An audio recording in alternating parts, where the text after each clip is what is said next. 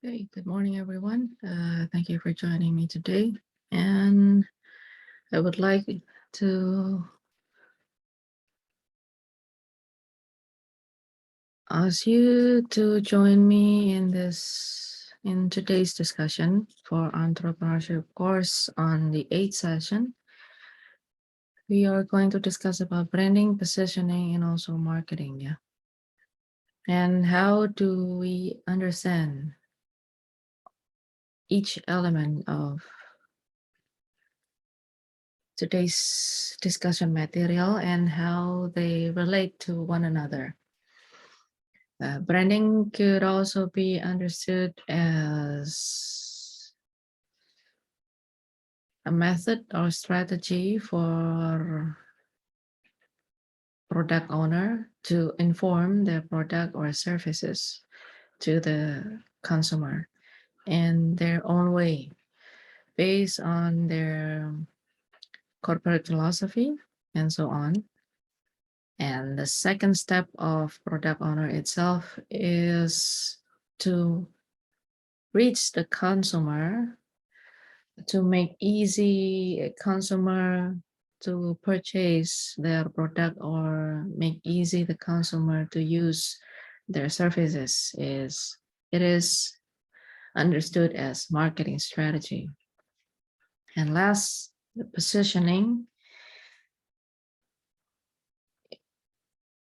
It is done by the consumer to comprehend the product or the service that been offered to them compared to other similar products or services. Yeah. So in the mind of the consumers, they have some sort of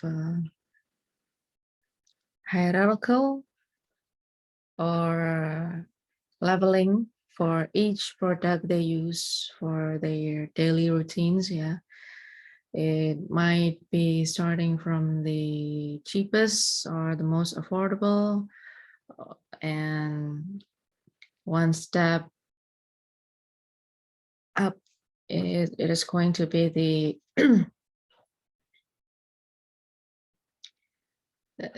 most usable, and another step up is the much higher price, something like that. Yeah. So it's a basically product comparison. Yeah. Positioning is a product comparison in the mind of the consumer itself. So branding could also be understood as promise to the consumer from the brand owner. Yeah. Usually the brand owner itself try to differentiate his or her brand compared to other similar brands. And sorry, it is affected by three elements.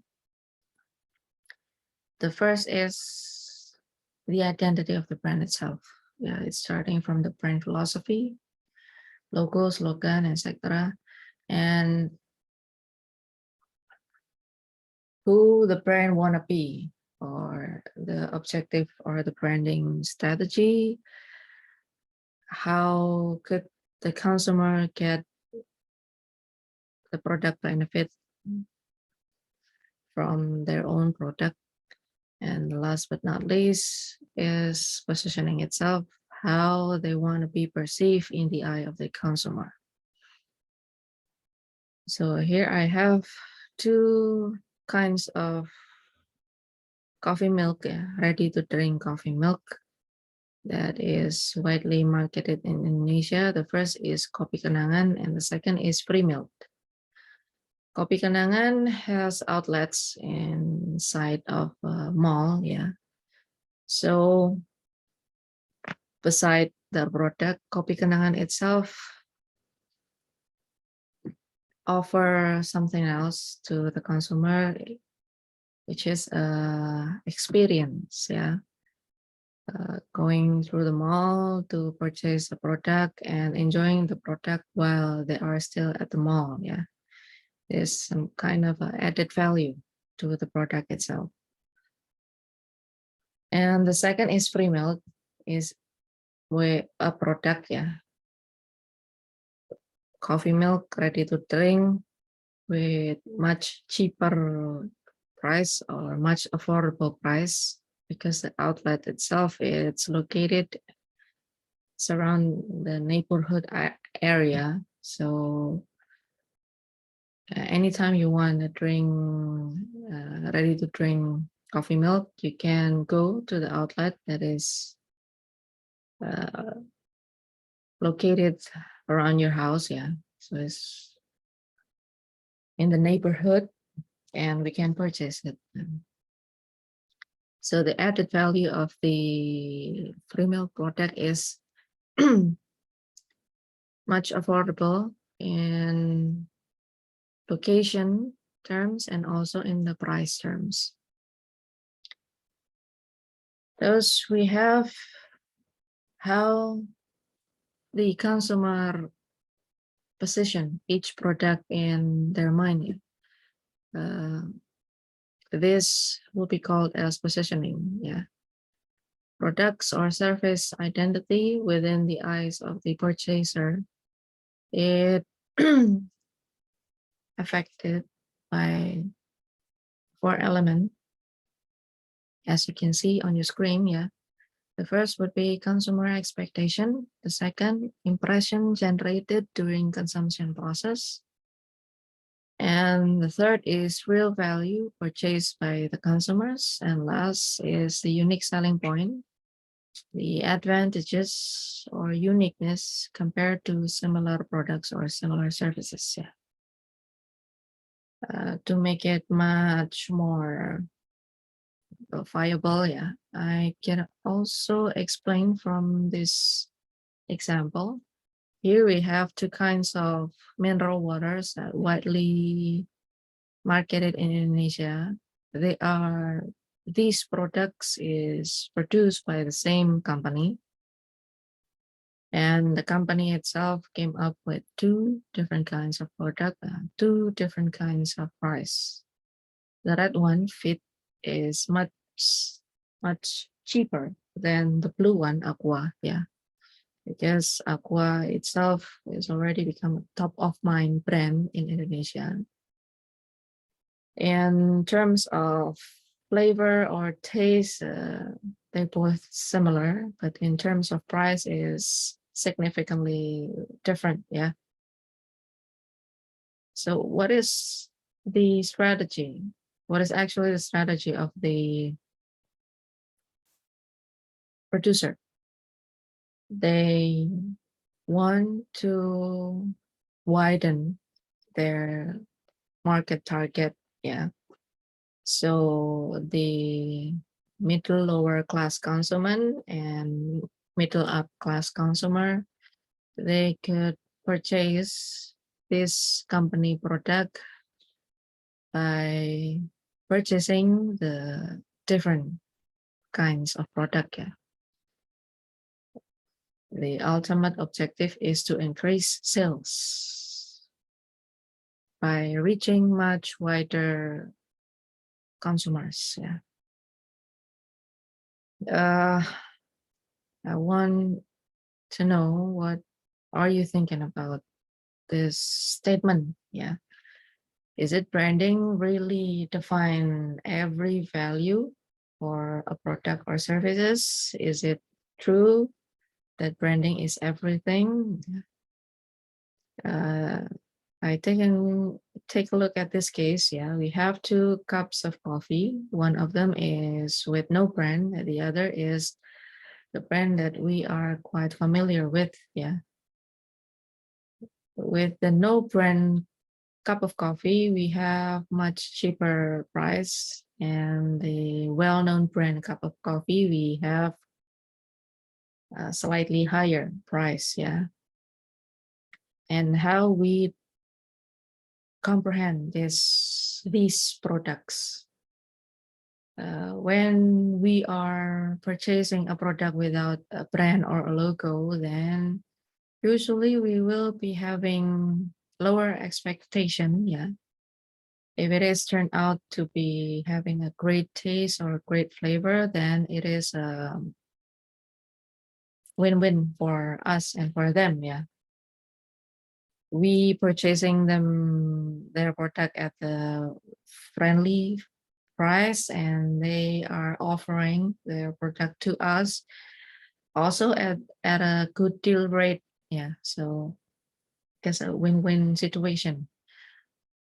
And compared to the cup of coffee with brand, yeah, if just by seeing the brand itself, we have some kind of expectation towards the products. Yeah, if it is turned out not as we expected, then we will be disappointed. Even we will be complaining to the brand owner. But if it is turned out to be as usual, yeah, then yeah, we have nothing more to expect, yeah, because it is just suitable as we expected. So brand strategy will include these 5 elements. The first is the service for the consumers, how brands serve the consumers with personal touch, with high quality product, with special price, with special characteristic that will be recognized by the consumers. The second would be value proposition or unique selling proposition. It's also could be understood as advantages of the product compared to similar products. The third, it would be the price. The fourth will be the product benefit. Yeah. The impact after you are purchasing and consuming the product. And the last is impression generated during the consumption process. What is a strong impression that came right to your mind after you once consume it? Yeah. To make it easier, I will explain from the 4 kinds of cases here. I have 4 different coffee products. Yeah. The first 2, it will be locally Indonesia marketed. And the last 2, it will be globally marketed. Yeah.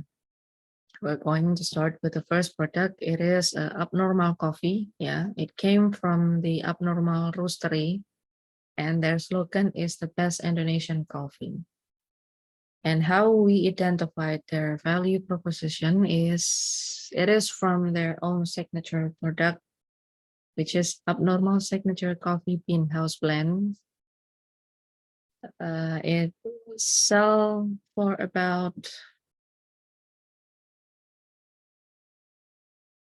$10, yeah, I believe, in each 250 grams. And their slogan is Kopi yang baik from roastery. It could also be understood as their program is affordable and also have a nice taste. So it doesn't disappoint you, but also does not flatter in some kind of way. It's a good coffee. Compared to a higher level, yeah, one level above the Abnormal Coffee, we have local product also, Excelso. And right from the beginning, they already stating that their target consumers would be um, middle up class consumers. Yeah, they started in the 1991, and they stated that their consumers is a middle up class, and they market this special product to wipe image in the mind of the consumers that coffee is usually processed by adding another element to it. Yeah. And X also is present in the market to educate consumers that this kind of roasting process, which is a traditional roasting process, is out of date and it's uncontrollable, and it's usually came up with the overly bitter finished product, yeah, because it has no control whatsoever to the temperature for brewing process. X also doesn't do any of this kind of processing. They roast their coffee using a machine in a more hygienic process and more controllable temperature. So they have all kinds of variants as their finished product. Yeah. Starting from the light roast coffee, medium roast coffee, and also dark roast coffee. So it's much varied and much qualified product by using this process done by Excelso Coffee. And in terms of value proposition, Excelso have their own signature product, which is a signature Indonesian coffee, kopi luwak, yeah, or Civet coffee, CIVET, yeah, Civet coffee. It has slightly higher price compared to the abnormal coffee price, yeah. And the slogan is slightly higher compared to the abnormal coffee. Abnormal coffee, they claim their product is the best coffee from roastery, yeah. And Excelso, they claim that their product is the finest Indonesian coffee. It is on the top level of Indonesian coffee, yeah. And a higher level compared to Excelso, here we have Starbucks, yeah. It is globally marketed and they have their own philosophy, one person, one cup, and one neighborhood at a time. That's why in terms of Indonesia market, yeah, in one neighborhood or about radius 5 to 10 kilometers, yeah, radius of neighborhood, we have several outlets of Starbucks. So yeah, I believe they really applied their business expansion philosophy when one neighborhood at a time. And Starbucks also known as creating more personalized drinking coffee experience towards the consumers, because by the time we reach the outlet and we are facing their baristas, yeah, they usually offer, how would you like to enjoy your coffee? It is it in a small size, a medium size, or the big size? Yeah. Do you want it hot and cold, hot or cold? Do you want it sweet, less sweet, or unsweetened? Do you want to mix it with any kinds of syrup? Do you want a soft or soft coffee? Yeah, or light roast coffee, or dark roast coffee, or a strong one? Yeah. So we will be drinking the coffee with our own preferences. Yeah. By looking at the logo itself, we are struck by strong impression. Yeah. Um, and from the value proposition, here we have the signature product of Starbucks. It is a Cafe Verona. It is inspired by the traveling experience of the CEO at the time. He was visiting Italy, especially in the city of Verona. Yeah. And there he consumed coffee the way the localers consume coffee. He want to brought this same kind of drinking coffee experience from Italy to United States. Yeah. So the first product that launched in the US market is Cafe Verona. It's about $63.96. Yeah. And according to the season the product is occurring, Starbucks slogan is always changing. Yeah. Uh, just last month, we in the U.S. market they were having Halloween, and in the meantime, Starbucks is transitioning to the Christmas season. Yeah, so they will change their slogan once again.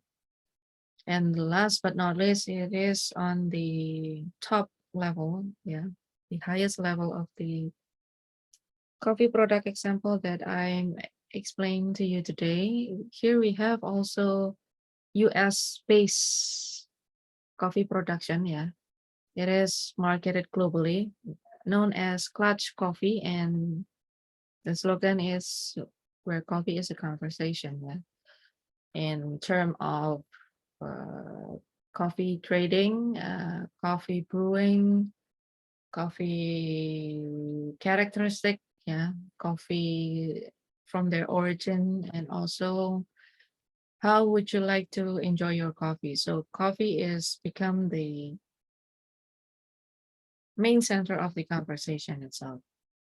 There, this will be also their brand philosophy, and at the same time it function as a product benefit. Yeah.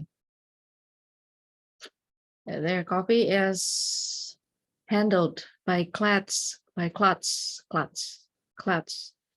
itself from the very beginning, from the plantation process and the harvesting process and the roasting and brewing until the coffee or the final product, which is ready to drink coffee, is served in front of the consumers, is done by Klats itself. It's rather different than Starbucks, yeah.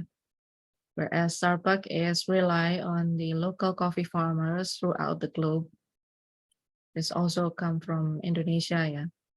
Let's handle from the very beginning until the very end of the product, yeah. Farm to cup philosophy. Yeah, the value proposition is came from the coffee that originated in Panama. Yeah, and the coffee bean itself is processed until become elite finished product called Elida Geisha Natural 1029 that has been winning world record coffee. Yeah. Uh, and the selling price is quite amazing, $100. So yeah, it is known at the time known as most expensive coffee in the world. Yeah.